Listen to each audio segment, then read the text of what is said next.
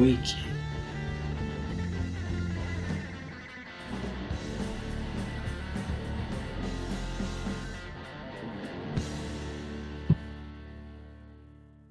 Hello, welcome back to Have a Strong Weekend. I'm one of your hosts, Andrew. And I'm also one of your hosts, Josh. And you can find us both at haveastrongweekend.com. And as you all know, we are taking a journey through lost and forgotten television shows, one letter at a time. An alphabetical journey.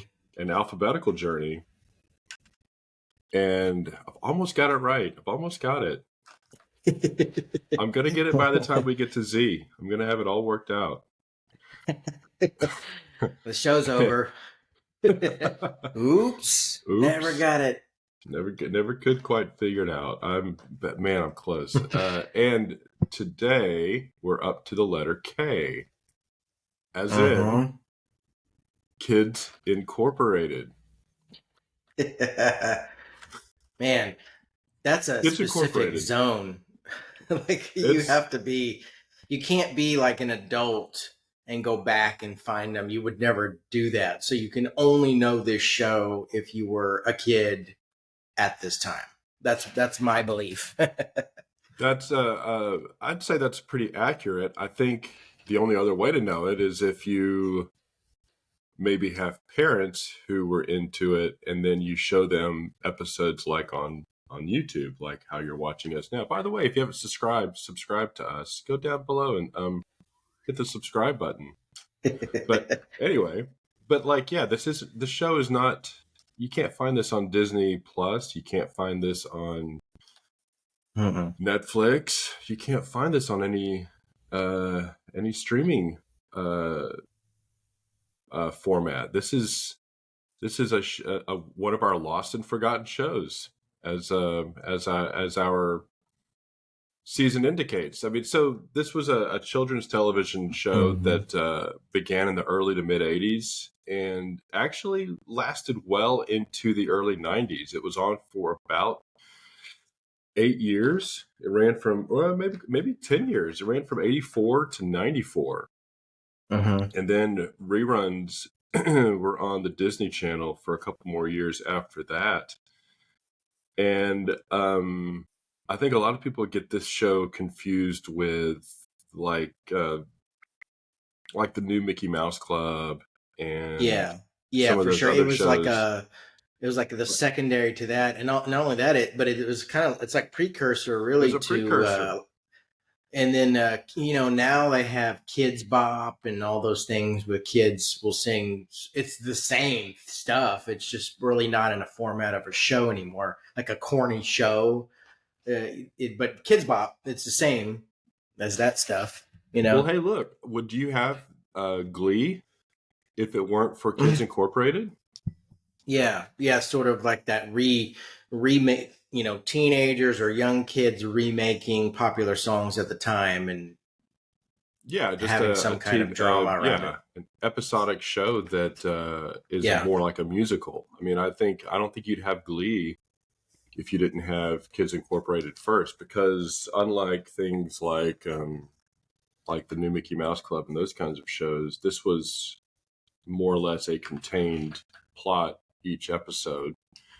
And it wasn't like skits. It was like an actual show. I mean, they would break into song. I did a little bit of research, and very little. Very little. I did the bare minimum, which is I only do for our listeners and our viewers. That's what. Yeah, we go the extra mile. Right, but there's about 6 songs per show. And so it's mostly music. It's mostly just 5 or 10 of your good pop hits. That's right. They would open and close with a concert song, and then there would be maybe 2 or 3 songs in between that would be plot-driven songs that they would sort of break into, and there would be like maybe a dance number with some choreography and that kind of thing, but the song would really sort of fit whatever the episode is about, like what the episode that we're going to talk about this episode. But just some background, this was also a training ground for some fairly big stars. This is where Fergie got her start. She was known as Stacey Ferguson at the time. I don't think that's really anything that's groundbreaking to anybody. I think most people know that. Martika was on the show for a little while. Jennifer Love Hewitt was on the show for a little while. Mario Lopez was on the show for a little while. So you had... and that kid that was in Monster Squad, he was on the show. That's right. What was his name again? Ryan something. That was good enough. Good enough. Yeah, he was on Monster Squad. Nobody knows what Monster Squad is who's watching this, but that doesn't matter. I know. That's going to be M. That's not a TV show. So that's not a TV that's show, next season. Yeah, if we do movies, if we keep doing this, we'll see. Yeah, but if we don't get canceled from our free format. We were canceled? You don't even have to pay to be on there. But there were a lot of there actually were a lot of episodes of this show, 150 episodes, give or take. So that's pretty impressive. Pretty significant. Pretty significant. 9 seasons, 149 episodes, and I watched this show pretty religiously for about 2 or 3 years. Now I will say that by the time I was 10 or 11, I was out on it big time. But for about 1 or 2 years, I was totally in on it. But I remember you watching it. Do you? Yeah, because you guys had the Disney Channel. Okay, well there you go. We didn't have it till later, so that's why I only caught bits and pieces of it. Now it was also part of the Saturday morning lineup. Because I want to say that when I first saw it, it was Saturday morning, like on maybe that's ABC. Where I was watching it then. Yeah, I mean, it was a syndicated show that was definitely part of your Saturday morning lineup, and probably was replaced by something like Saved by the Bell at some point. But it was a little bit later in the morning, and it. I want to say maybe it came on Sunday mornings too. I can't remember for sure, but it was definitely part of that that cartoon smorgasbord that is like so synonymous with my youth. I mean, we'd watch cartoons from like 7 a.m. to probably 10 a.m., 11 a.m. every Saturday morning. Yeah, the USA Cartoon Network. That's right.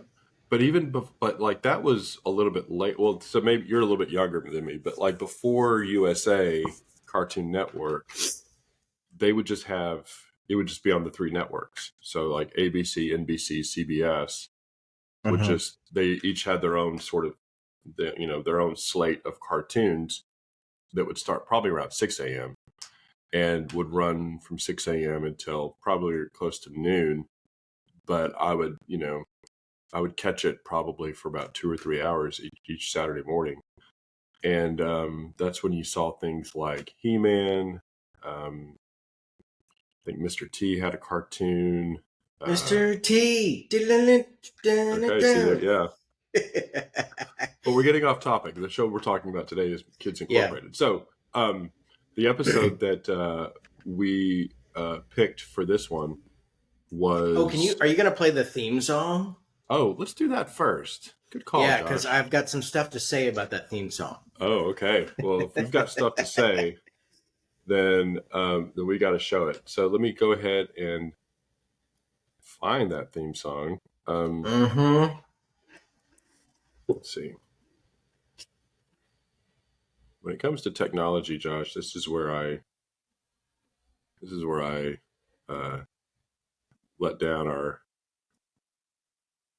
viewers and our listeners. Hurry, they're changing the channel. Hang on. Oh, see, I had a I had the other things queued up, but I didn't have the theme song. Okay, here's the theme song. That's okay. I surprised you on that one. All right, here we go. Everybody look around, hear the sound. Something special's gonna come your way. We've got something that is new, that is true. We've got something just for you today. All around the nation, whoa, with a new sensation. Have you heard?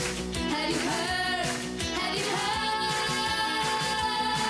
We're Kidz Incorporated. K-I-D-S, yeah. Kidz Incorporated. K-I-D-S. Oh, looks like we made it.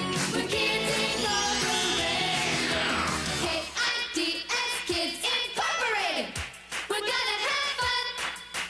K-I-D-S, Kidz Incorporated. Gonna have our everyone. We're Kidz Incorporated. K-I-D-S, yeah. Kidz Incorporated. K-I-D-S. Oh, looks like we made it. We're Kidz Incorporated.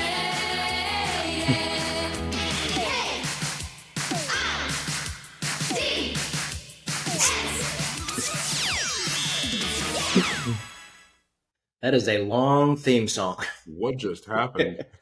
That was way too long. What in the world? So, okay, so I got to point out the Our obvious. 2023 attention spans can't handle a minute and a half.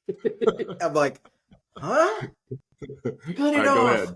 Go ahead. So, did you not notice the blatant ripoff for the Kids in America song by Kim Wilde?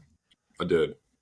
Huge, complete and total. It's the same thing. They're just like, instead of Kids in America, it's Kids Incorporated. You know that they heard the song and they're like, let's do a show where kids, what are we going to call it? Well, let's just cram in a word that fits sort of into the theme. That's amazing how much I couldn't remember it until I heard it again. And I was like, that's totally a ripoff. Like, has to be. It is. And what's funny is that I didn't know Kids in America until after Kids Incorporated. Yeah. So when I first heard Kids in America, I was like, oh my gosh, they ripped off Kids Incorporated. Oops. Yeah. But I was Kids Incorporated won because they figured it out. They're like, no one's gonna know, and then they'll think they ripped us off, and yeah, no, you're right. That's I can't get past the fact that the guy that was playing the guitar player, I guess his name is Ryan. I don't know what his name is. It could be, I don't know. Oh, you mean the guy in the theme song video? Yeah, that was somebody different. His real name was Jerry Sherrill. I wonder what happened to him. I don't know. I'm gonna look him up. We have to know. We have to know. We have to give our listeners what they want. What I didn't understand is why did he have a microphone and a headset with a microphone? Would that cause a lot of feedback? Yeah, and it just doesn't seem right. Okay, so he was shredding on that guitar though. Yeah, he sure was, man. As an actor, after Kids Incorporated, he was on something called Shattered If Your Kid's on Drugs. So I guess that was some kind of PSA or something. After school special? It sounds like it. He did some soundtrack work. And then he, as himself, was on a show called Don't Forget the Lyrics in 2008. Okay. I guess he's getting work somewhere else, but not in showbiz. Well, I'm glad you shared that. That was. I know. Our listeners, our watchers our subscribers need useless trivia. That's pretty useless. Well, good for Jerry. Good for Jerry Sherrill. Yeah, good for Cheryl, Jerry. Hope you're doing well, Jerry. I've already forgotten his name. Is it Jerry or Gary? Anyway, so this episode is the one that we're going to talk about. And we're going to play a little bit. We're going to play a couple more clips, but this episode is from their season 1, and it is, I believe they the title of the show is New Kid in Town. Mm-hmm. And so when I first saw that, I was like, oh, awesome. They're going to play an Eagles song. But no, they don't do that. They do not do that. I'm trying to find it. I had the name of it. Oh, it's the first episode from 1985. So it's episode number 27.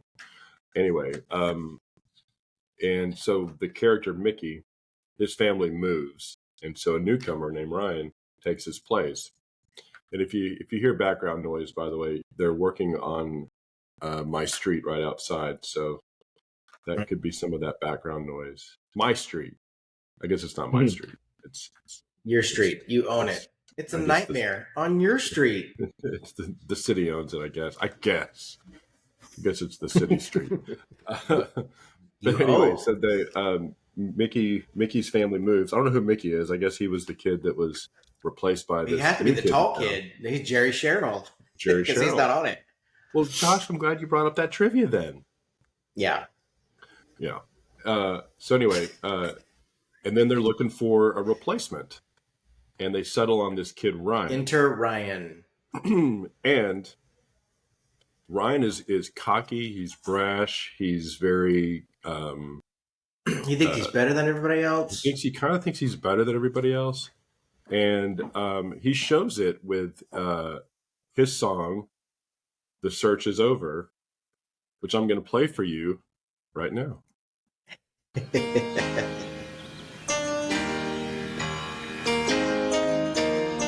Volume.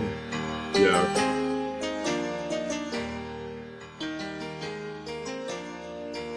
He's like he's ever been on a cheap soundstage before. By the way, look at those drums. Those drums look like they're Eddie Van Halen inspired, don't they? Yeah. Stripes. They got the Frankenstein Van Halen stripes. That's pretty weak. Actually, that's kind of cool. I'm just gonna say it's kind of cool.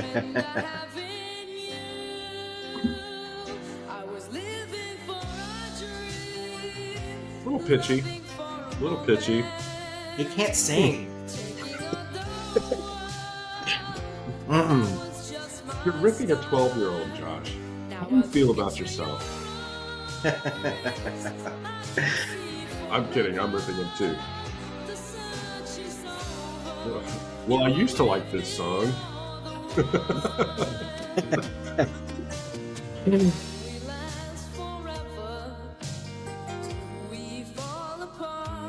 I'll confess to you and the viewers and the listeners that I really wanted to be on this show when I was 8 years old. I thought I would have killed it.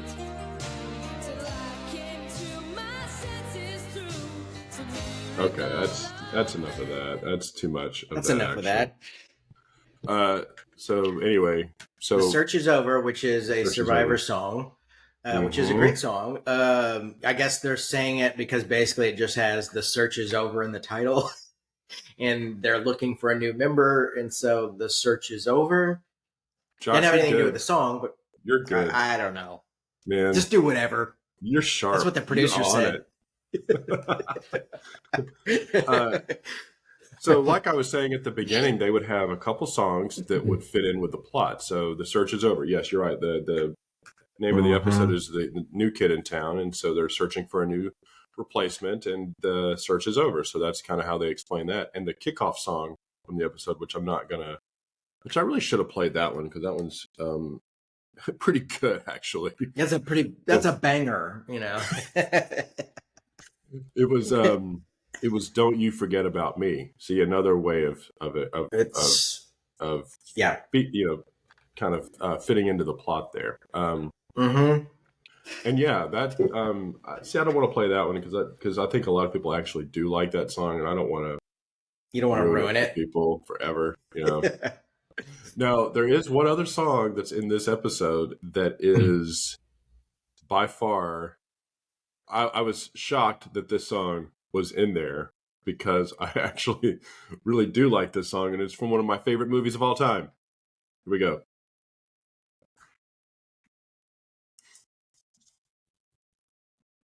Volume.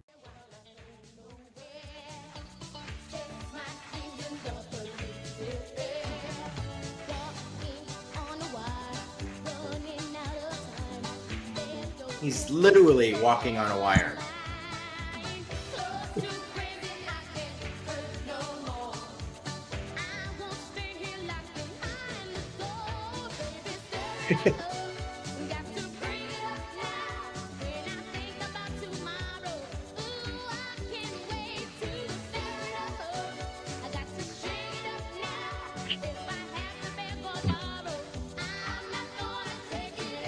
All right. So of course we know "Stir It Up" from that was is that Patti LaBelle? Patti LaBelle. Yeah, Yep. Beverly Hills Cop. And that's actually great song. Really great workout that's like song, man. That was when great workout song. That's when of course in the 80s the montage was huge.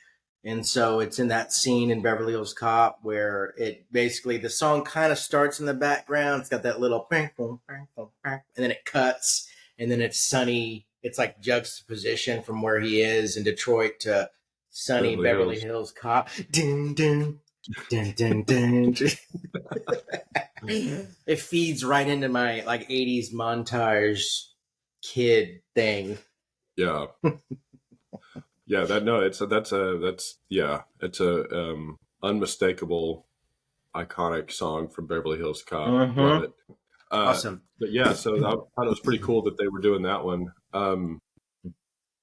And yeah, so this is if you ever want to explain the mid 80s for better or for worse to an alien from another planet, show them this show, man, because this is 80s. I still won't understand it, but just show it to him anyway. Yeah. And so Martika, so let's talk about some of the cast members. So Martika, she had that one hit, right? Was it Toy Soldiers? Yep. Yeah. Step by step, heart to heart. That was a good one. And then Eminem ended up sampling that song. So that's right. Which is weird, but yeah. So she had some kind of impact. Yeah, she's a footnote somewhere. But I mean, I think the two breakouts, well, three would have to be Hewitt, Fergie, and Mario Lopez. Those are three that are still. Yeah, I thought that was him on the drums. I don't know. It may have been, but yeah, it may have been him. I know that he was one of the dancers. It just was a quick cut, and I was like, was that Mario Lopez? It might have been. I know that he never had any speaking lines on this show, but he was one of the dancers, and I guess probably one of the put him back behind musicians. The drums. Yeah, and then they're like, of course, that guy can't act. Do not put him in the show. He won over all of them. He's the most famous. Well, besides Fergie, he's the most famous one. Well, no, Jennifer Love Hewitt, but she's kind of still just acting here and there. Okay, so who is probably who had the highest apex of those three? Definitely Fergie, for sure. Like, because she was in like a legit band that was critically and commercially acclaimed.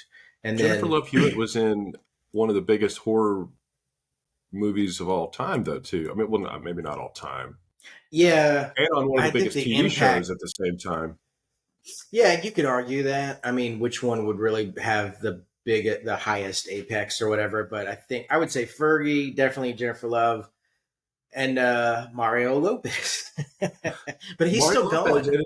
In his day, like when Saved by the Bell was at its peak, Mario Lopez was pretty big. I mean, they all three had a pretty high. I mean, now Fergie is still around to some degree. Jennifer Love Hewitt, not so much. Mario Lopez probably, is always working. He's always on. Jennifer Love Hewitt is on that 911 show. She's on that. Oh, she's still on that show. Yeah, she's still on our show. So, so still around. But you could almost say Jennifer Love Hewitt and Mario Lopez are neck and neck. Really, I mean, if you want to talk about today, Mario Lopez is still going. He's like good friends with Mark Wahlberg, so they're producing some stuff, and so he's doing pretty good these days. Yeah. When the Black Eyed Peas were at the top, though, I think you're probably right. That was that's what I mean. It's just like more of an impact and that kind of whole thing. That's true. That's true. But man, Party of Five was a big show too. I mean, that was a big show. Yep.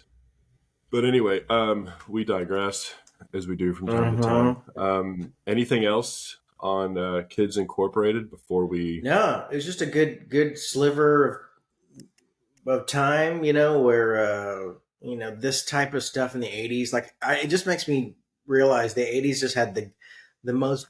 I really believe that decade had the goofiest, most off the wall ideas. I think because there's so much money flowing through the country at that time. Drugs. They're just like drugs. Yeah, drugs. They're just like throwing stuff at people, just the weirdest ideas, and we're all like, "That's great." Well, I mean, I was diehard. I mean, I was watching. I was watching it every week. Back when you had to watch it every week, you couldn't binge it. Yeah. You had to wait watch for it. You had to wait for it. Yeah. There's something about the waiting. I mean, it's the hardest part, but there's something about waiting that is really rewarding. I know. I somewhat miss it. I mean, it would be frustrating as a kid to have to wait the next week, but the fact that we just get everything thrown at us and there's a competition for our attention 24 hours a day because of that. There's something about that where you just don't value what you absorb anymore, because you can get it at any time. Man, I miss the 80s for sure. One to grow on. Bong, dang, dang, dang. Good one. Yes. All right. Well, I'll bring us home. Thank you, of course, for watching. Facebook, Instagram, check us out. Subscribe. Will you go maybe leave us a kind review on iTunes? Or it doesn't have to be kind. It can be unkind. We're okay. We have thick skin. Unkind. I mean, any comment. Unkind. We'll take any kind. We're not desperate. Beggars can't be choosers. That's true. We are begging. But if you could do that, that would be great. And we will be back next week. We'll be on letter L. So we'll be almost halfway through the alphabet. That's crazy, huh? Awesome. Exciting. Yeah. Well, thanks for watching. And Josh, if you get our outro music going, we'll wish everybody a strong weekend and have a strong weekend. And hopefully the workers who are working on my street have a strong weekend as well. I hope they do. We've got to get some credits going up right here. Yeah.